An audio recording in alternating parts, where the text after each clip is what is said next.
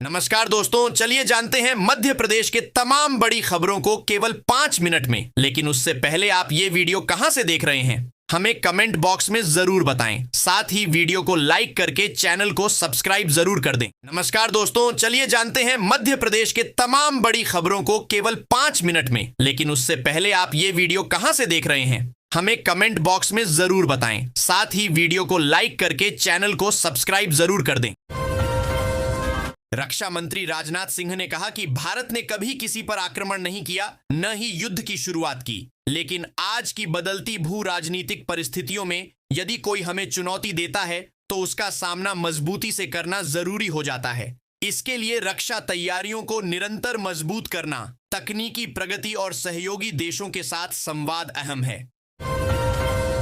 केंद्रीय कृषि मंत्री शिवराज सिंह चौहान ने कहा कि अत्याधुनिक पशु अस्पताल में यूपी और एमपी के किसानों के पशुओं का इलाज मिलेगा। उन्होंने कहा कि जलवायु के परिवर्तन से निपटने के लिए 14 और 15 सितंबर को पूसा में रब्बी कॉन्फ्रेंस आयोजित की जा रही है। उन्होंने बताया कि जलवायु परिवर्तन के कारण बढ़ते तापमान, अनियमित बारिश और पानी की कमी जैसी चुनौतियों से निपटने के उपाय किए जा रहे हैं। ऐसी किस्में विकसित की जा रही हैं जो बदलते जलवायु में अनुकूल हों और ऊंचे तापमान में भी बेहतर पैदावार दें। साथ ही भविष्य में संभावित बीमारियों से बचाव के लिए नई किस्मों पर काम चल रहा है।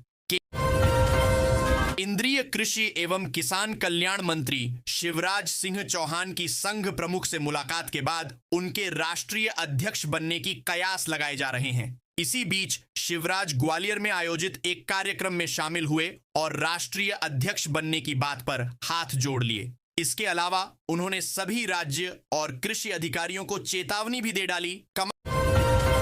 कमलनाथ ने मध्य प्रदेश की शिक्षा की स्थिति को चिंताजनक बताते हुए सवाल उठाए हैं। उन्होंने सरकारी और निजी स्कूलों में बच्चों के नामांकन में भारी गिरावट का हवाला देते हुए शिक्षा विभाग में बड़े स्तर पर भ्रष्टाचार की आशंका जताई है। उन्होंने आंकड़ों का हवाला देते हुए कहा कि जितनी संख्या में बच्चों का स्कूल से ड्रॉप आउट बताया जा रहा है, वो कई गंभीर सवाल खड़े करता है। उज्जैन में आयोजित द्वितीय वैश्विक आध्यात्मिक पर्यटन कॉन्क्लेव का आज मुख्यमंत्री डॉ मोहन यादव और केंद्रीय मंत्री गजेंद्र सिंह शेखावत ने दीप प्रज्वलन कर शुभारंभ किया। इस कार्यक्रम में देश विदेश के 300 से अधिक आध्यात्मिक गुरु, विचारक और विशेषज्ञ शामिल हुए। मुख्य वक्ता के रूप में आध्यात्मिक गुरु गौरांग दास ने उपस्थित लोगों को संबोधित किया। प्रदेश राज्य पर्यावरण प्रभाव आकलन प्राधिकरण की मूल्यांकन प्रक्रिया को बायपास कर 237 प्रोजेक्ट्स को पर्यावरणीय स्वीकृतियां देने का मामला सुप्रीम कोर्ट में है। सिया के मामले पर सुप्रीम कोर्ट में सुनवाई हुई। इसमें सुप्रीम कोर्ट ने मामले को बहुत गंभीर माना और केंद्र सरकार से जवाब मांगा। सुप्रीम कोर्ट में दायर याचिका में सिया के चेयरमैन SNS चौहान ने आरोप लगाया है कि सिया की सदस्य सचिव उमा महेश्वर और पर्यावरण विभाग के प्रमुख सचिव नवनीत कोठारी ने मिलकर प्राधिकरण की बैठकों में देरी की ताकि खनन माफियाओं को फायदा पहुंचाया जा सके।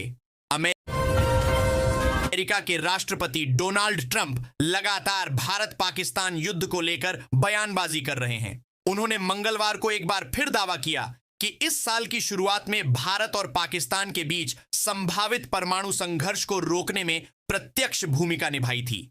इसके साथ साथ उन्होंने पीएम मोदी को बहुत ही शानदार बताया। वहीं उन्होंने पाकिस्तान को चेतावनी दी कि निरंतर शत्रुता व्यापार सौदों को बाधित करेगी। कुछ महीनों पहले शहर में राजा रघुवंशी हत्याकांड के दौरान सोनम के घर के बाहर रहने वाले पंडित ने उसकी तस्वीर उल्टा टांगने की सलाह दी थी, जिसमें कहा गया था कि इससे बच्ची सुरक्षित मिलेगी।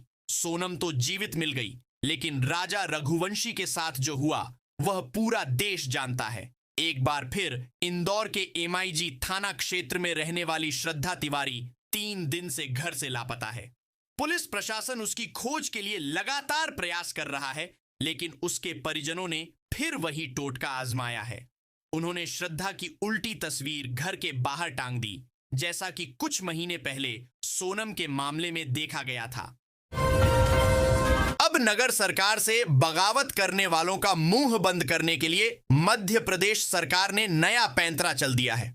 नगर पालिका और नगर परिषद अध्यक्षों के खिलाफ अविश्वास प्रस्ताव को रोकने के लिए अध्यादेश लाने की तैयारी जोरों पर है। इस अध्यादेश में ऐसा प्रावधान होगा कि निर्वाचित जनप्रतिनिधियों को शिकायतों के आधार पर पद से नहीं हटाया जा सकेगा। इससे संबंधी एक प्रस्ताव को कैबिनेट की मीटिंग में स्वीकृति प्रदान की गई। मध्य प्रदेश के प्रशासनिक मुखिया मुख्य सचिव सीएस अनुराग जैन के कार्यकाल में वृद्धि की संभावनाएं पक्की होते दिख रही हैं। उनके कार्यकाल के 5 दिन बचे हैं। इस बीच वे दिल्ली पहुंच गए हैं। खास बात यह है कि खुद मुख्यमंत्री डॉ मोहन यादव उन्हें अपने साथ लेकर गए हैं।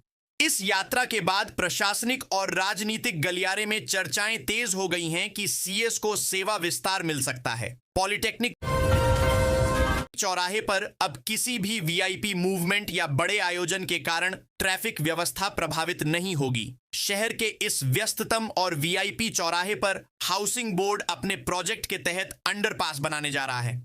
ये कमला पार्क से रोशनपुरा न्यू मार्केट की ओर आवाजाही करने वाले ट्रैफिक का नया और निर्बाध रास्ता होगा। इसकी डिजाइन तैयार हो चुकी है। शासन की मुहर के बाद इस पर काम शुरू होगा। गणेश चतुर्थी यानी आज पूरे मध्य प्रदेश में छुट्टी घोषित कर दी गई है। इसी आदेश के तहत 27 अगस्त यानी आज प्रदेश भर के सभी दफ्तर बंद रहेंगे। इसे लेकर सरकार की ओर से अधिसूचना जारी कर दी गई है। आपको बता दें कि प्रदेश में यह पहली बार है जब गणेश चतुर्थी के मौके पर छुट्टी घोषित की गई है। मंगलवार को मोहन कैबिनेट ने बड़ा फैसला लिया था। मध्य प्रदेश सरकार ने गणेश चतुर्थी पर छुट्टी का ऐलान किया था, जिसे लेकर बीती रात ही अधिसूचना जारी कर दी गई थी। मध्य प्रदेश में ओबीसी आरक्षण पर राजनैतिक रस्साकशी लगातार जारी है। जहां सीएम मोहन यादव ने ओबीसी को 27% आरक्षण देने पर अपनी प्रतिबद्धता फिर दोहराई है, वहीं कांग्रेस प्रदेशाध्यक्ष जीतू पटवारी ने राज्य सरकार की मंशा पर सवाल खड़े किए हैं। प्रदेश में ओबीसी को 27% आरक्षण का मामला सुप्रीम कोर्ट में चल रहा है। सीएम ने इस मुद्दे पर 28 अगस्त को सर्वदलीय बैठक भी बुलाई है। इस बीच मामले पर बड़ा अपडेट सामने आया है।